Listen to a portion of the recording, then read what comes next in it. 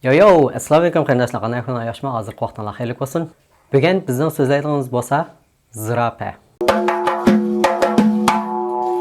Ammo shu zirafaniki o'ziga xos ixtiyorlardan biz mushu dunyo, mushu hayot va jonliqlardan qanday bilimlarga erisha olamiz. Endi qadimki mushu zirafaniki tadrijiy o'zgarish taraqqiyotga qarasak, eng burunqi zirafaniki yaqin tuqqani bo'lsa, Siva jarni degan bir hayvon bilan bu bir jarang ekan, shuning bilan shunday yaqin tuqqan kelgan. Masalan, mayli genlari, hujayralari, DNA, yo'q qon tip deganlardan tortib, shunday o'xshash kelgan. Lekin Siva jarni nurg'un vaqtlar burunlam yo'qolib ketgan. Hozir mavjud emas. Lekin hozir yana mavjud yana bir xil hayvon bor. Uning ismi Okapi deb ataymiz. U mushu hozirgi dunyoda yashayotgan mushu zirafaniki eng yaqin tuqqani bo'ldi. Agar buniki rasmlarga qarab baxsak, ba'zi yerlarda mushtaq siziqcha baldamlari bor. Buni boshda tadqiqotchilar balkim tog'larniki yaqin tuqqani bo'lishi mumkin deb faraz qilgan, lekin keyingi tekshirishlarda mushu zirafaniki eng yaqin tuqqani deb mo'ljallangan. Lekin bu ikki xil mush mayli Siva jarni bulamdi yoki bu Okapi qarsak, ikkisiniki bo'yni unda uzun emas. Endi nima uchun zirafaniki bo'yni bunda uzrab qoldi? Eng burunqi paraslarda balkim bu Siva jarni bulamdi yoki Okapi bulamdi daraxtga yupurmoqlarni yeyish uchun, past tarafga yupurmoqlarni yeb bo'lganligi uchun, texmi egiz tarafga yupurmoqlarni yeyish uchun balkim bo'yni uzarishga boshlagan bo'lishi mumkin deb qaragan.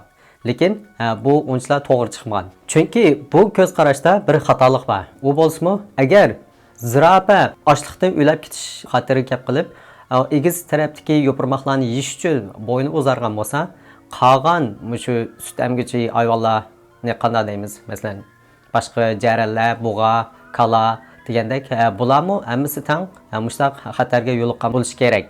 Ham ularning bo'yni uzirishi kerak. Shuningga keyingi tadqiqotlardan nimni topgan degan chog'da u zirafaniki bo'ynining uzirishi faqatlan bu egiz tarafdagi yupurmoqlarni yeyish uchun emas, balki yugurish uchun, ya'ni qachish uchun. Nimadan qochdi? Albatta, bularni ovlaydigan boshqa go'shxo'r hayvonlardan qochdi. Amsa, masalan, biz qolgan bug'a ya jaralarga qarasak, ular odatda mushtaq o'rmonliklarda yashaydi.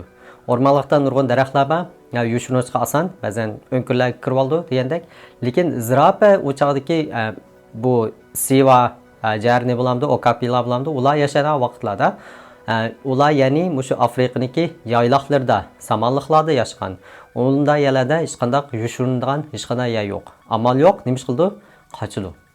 Qochish uchun oldi bilan nim bo'lgan putu uzrashga boshlagan. Darwinizmda nurg'un xatoliklar bor, ularni keyinchi deymiz.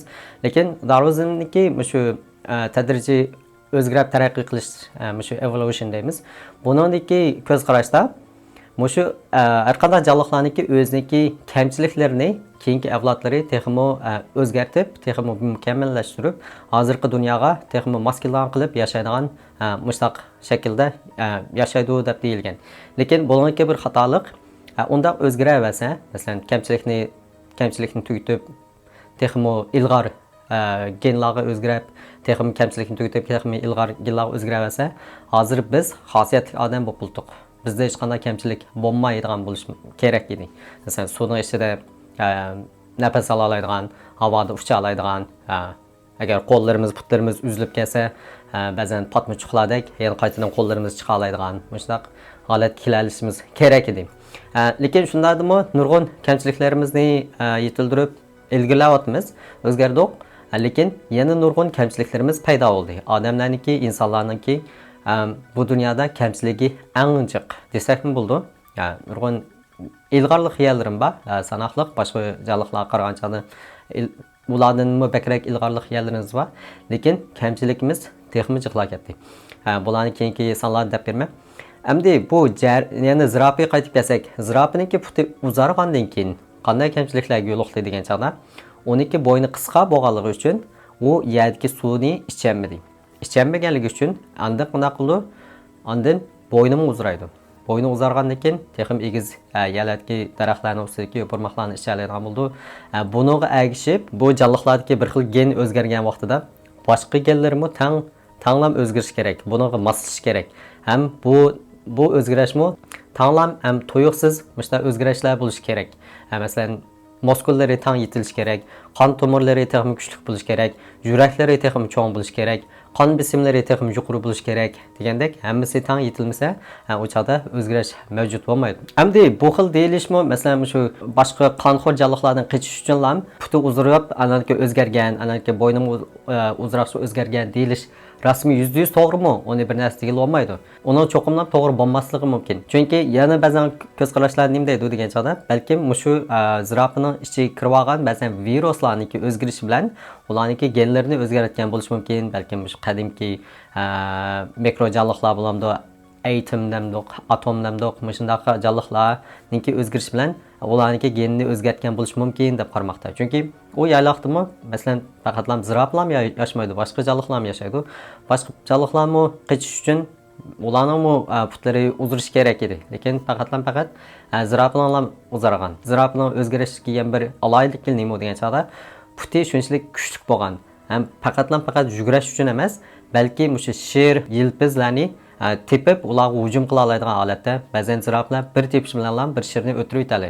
Odatda ziraplar hujum qilgan vaqtida o'sha puti bilan oldi puti bilan shunda qattiq tepib hujum qildi. Biz ba'zan chaqda o'sha ziraplarniki bir-birlariga hujum qilishlarda bo'ynini urib turib, o'sha hujum qilishlarini ko'ramiz.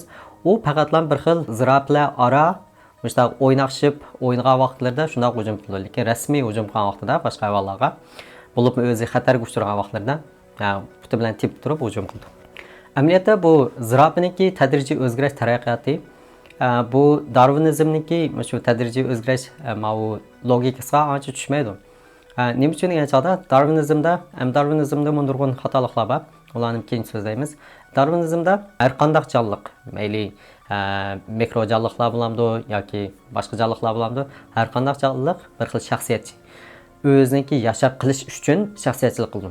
Shundoq bo'lganligi uchun, shu ideyasi bo'lganligi uchun ular asosda o'zgaraydi deb qaraydi. Bu OKP degan bu hayvondan zirapniki shu bo'yni uzrab eng mukammal holatga yetish uchun bundaq tadrijiy o'zgarish bu Darwinizmniki deyishda amaliyotda azozdan o'zgarib necha milliard yil ketish kerak. Lekin bu zirapniki o'zgarishi shunchalik tuyuqsizlan bo'lgan. O'tirdi faqatlam 2 million yilning ichida o'zgarib bo'lgan. Shundaq tezlam. Shu bu boshqa hayvonlarniki yoki jonliqlarniki o'zgarishi qat'iy o'xshamaydi. Shunda uzoq yil sarf qilishga. Bu tadqiqotchilarniki izlaganda shu Darwinizmniki ko'z qarashi bilan tadrijiy o'zgarishiniki o'ttirliqdagi shu zirapning asosda o'zgargan vaqtidagi shu isbotlarini hech qanday yerdan topolmagan. Hatto shu uyul toshlardan tortib hech qanday yerdan topolmagan. O'zgarish vaqtidagi eng burunqi holatga o'zgarish vaqtidagi shu ziraplarniki bo'yni uzunliklarini hammasini yaxshi topa olgan. Uni qanday topgan degan chog'da har qanday jonliqniki shu umurtqisida, keyni bo'yniniki umurtqisida shu 7 tal muhim umurtqisi bor. Har qanday jonliqlarniki o'xshash 7 tal. Buniki faqatlam bir tal uyul tosh nimasini topa olsam, altını topa olsam, shuni o'lchaplam, uniki bo'ynining qanchalik uzunligini belgili bo'ldi. Bu zirapniki o'zgarishida Darwinizmdagi 3 xatolik, yoki 4 xatolikni ko'rsatib bo'ldi. Masalan, birinchisi nima uchun boshqa hayvonlarniki bo'yni uzarmay, shu faqatlam zirapniki bo'ynidan uzardi. Ikkinchisi nima uchun putlari hamma organi tanglam o'zgardi. Masalan, puti uzardi, bo'yni uzardi, muskullari kuchlandi, yurgi cho'ng bo'ldi, qon besimlari kuchlandi degandek hammasi nima uchun tanglam o'zgarish paydo qildi. Ondan nima uchun shu OKP degan shu hayvon texnicha hozircha mavjud. Bu amaliyotda shu bir hayvon yana bir xilga o'zgargan vaqtda uni oldidagi holati yo'qolib ketishi kerak. Lekin nima uchun bu OKP degan hayvon hozircha mavjud tura olgan. Ana keyin 4-inchisi bo'lsa, nima uchun qisqa vaqtning ichida o'zgarib bo'lgan. Shunga bu zirapniki tadrijiy o'zgarishi Darwinizmga bakmi tushmaydi. Buni 60 yildan oldin tadqiqotchilar so'zlab bo'lgan. Nim bilan tushuntiryapti degan chog'da, balkim virusniki tadrijiy o'zgarishi bir hayvonga, bir jonliqqa bir viruslanib, anandaki uni tadrijiy o'zgartib, shunda o'zgarayotgan bo'lishi mumkin deb so'zlamoqda. Buni amaliyotda 60 yildan oldin buni o'tirib qo'yib bo'lgan bu qarashni, lekin u chog'da buni nurg'un odamlar ko'pincha qabul qilmagan. Bu cho'qimlab Darwinizmniki tadrijiy o'zgarish tushishi kerak deb mau virusniki tadrijiy o'zgarishiga ancha qabul qilolmagan. Lekin keyingi hozirgi shu tadqiqotlarga qaraganda balkim shu virusniki tadrijiy o'zgarishi bo'lishi mumkin deb qaramoqda. Shunga biz endi bu zirapniki tadrijiy o'zgarishi bilan biz insonlarniki tadrijiy o'zgarishimizga qarab baqsaq, balkim bizmi shu viruslanib, andan keyin asosda tadrijiy o'zgarib, hozirgi holatga yetganmi deb qaralmoqda. Nima uchun degan chog'da, nima uchun shu insonlarning ham aqli shunchalik ustun o'rin turdi. Endi boshqa hayvonlarniki, boshqa jonlilarniki aqli unchalik o'smagan. Hamma jonlilarniki ideyasi bor. Lekin nima uchun ularniki insonlardek aqli yo'q? Shu aqli tarafda unchalik yetilmagan. Shu ko'z qarash o'tirg'i qo'yilib 40 yildan keyin, ya'ni 2000-yili Nature degan jurnal, bu jurnal odatda shu fan texnikaga oid narsalarni so'zlaydi, maqolalar, leksiyalarni chiqardi. 2000-yili bir leksiyasida shu sut emguvchi hayvonlar balkim shu virusniki tadrijiy o'zgarishiga tushishi mumkin deb bir maqolani chiqargan. Onda nima degan chog'da, shu o'milguchi hayvonlar bir xil viruslanib, andan keyin shu sut emguvchi jonlilarga o'zgargan bo'lishi mumkin deb chiqargan.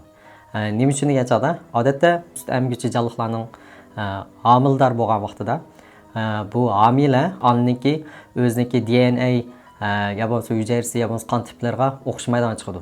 Bundaq odatdagi jonlilarda o'zining badanida o'xshamaydigan bir xil DNAlar paydo bo'lgan vaqtida o'zining immunot kuchlari kuchlanib, buni hujum qilib, uni yo'qotishga boshlaydi. Aynan uni yo'qotadi. Lekin nima uchun shu sut emguvchi jonlilarniki homilasiga unda hujum qilmadi? Anadagi tekshirish qaraganda bu shu balyatqiniki teshidagi bir qismida bir xil viruslanish ahvoli ko'rilgan. Mushtaq immunot kuchlariniki kirib hujum qilishini to'sigan. Musha homila azoda musha anadan oziqlana oladigan sistemlarni chiqargan. Shunga bu virusniki tadrijiy o'zgarishi bu ko'z qarshiga balkim tushishi mumkin. Shu zirapi bilamdi yoki bo'lmasa insonlarniki hozirgi shu tadqiqotlari qaraganda. Nima uchun degan chog'da hozirgi shu tadqiqotlarga qaraganda insonlarniki shu cho'ng uchay hujayrasida shu viruslanish ahvollarini bayqagan. Mesela bir xil virus qarşısında şundaq g'ayri o'zining shakli bir xil mashina odamlarning shakliga o'xshaydi. Buni bir xil sistemlik yasab chiqarganmi, maxsus shu insonlar uchun ham. Nima uchun buning shakli bunday bo'ldi degan ko'z qarashlar bo'lyapti hozir.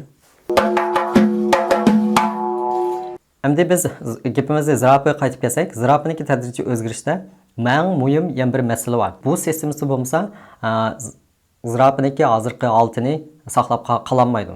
U bo'lsa-mu qon besimi. Zirapiniki qon besimi butun jonlilarning ichida eng yuqori hozirgi jonlilarniki mavjud bo'lgan jonlilarning ichida zirapiniki qon besimi 600 dan yuqori.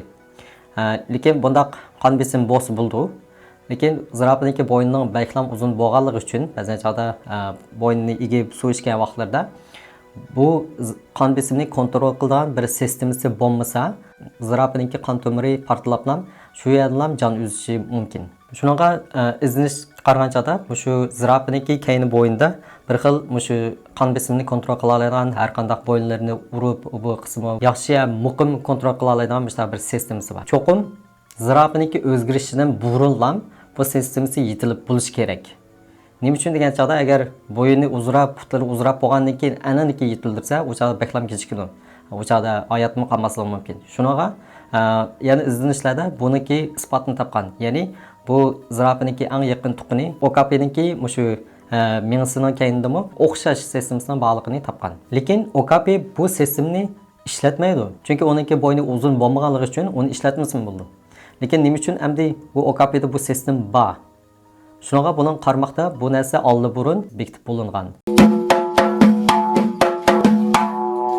Bu mau boshlanish oqibat bunda uqumga tushmaydi. Masalan, mau butterfly effect deymiz. Kepinak unumi kepinak qantini yelpigandan keyin bir necha vaqt o'tgandan keyin andan keyin boshqa shaharda bir quyun chiqadi degandek. Lekin buning qaraganda bu kepinak qantini yelpimisin, yelpishdan burunlam oldi burun shu yan bir shaharda quyun chiqadi degan narsani bekitib bo'lgan. Biz buni deymiz-ku, bizning taqdirimiz bekitib bo'lingan deb. Bu mu Darwinizmga ancha tushmaydi. Bu sistemni mu birisi o'rlashtirib, maxsus shu yerga sap qo'ygan bu sen cho'qim shundoq o'zgaraysan deb. Shunaqa biz insonlarga qaytib kelsakmi, bizningki hozirgi altimizningki yetilishimizmi alliburun bekitilib bo'lganmi? Bizning taqdirimizmi alliburun bekitib bo'lganmi? Buni o'ylab baqsaq bo'ldi. Shunaqa bu viruslarmi dunyoda ham yaxshi viruslar bor, eski viruslar bor. Bu viruslar bizning taqdirimizni bekitishga shunchalik muhim rol o'ynayotdi. Amsa ben bugun bu zirapning hikoyasini mishagicha so'zlay, yoqtirganingizni umid qilaman. Kelgusida texnik shunday qiziqarli bilimlarni sizlarga sunmoqchi. Tang munoziralashib baqsaq bo'ldi. Agar sizdan o'xshamaydigan ideyalarınız bo'lsa, ostiga so'z qoldirsangiz bo'ldi. Undan sonra biz kelajak sonni ko'rishaylik. Allohga emanet.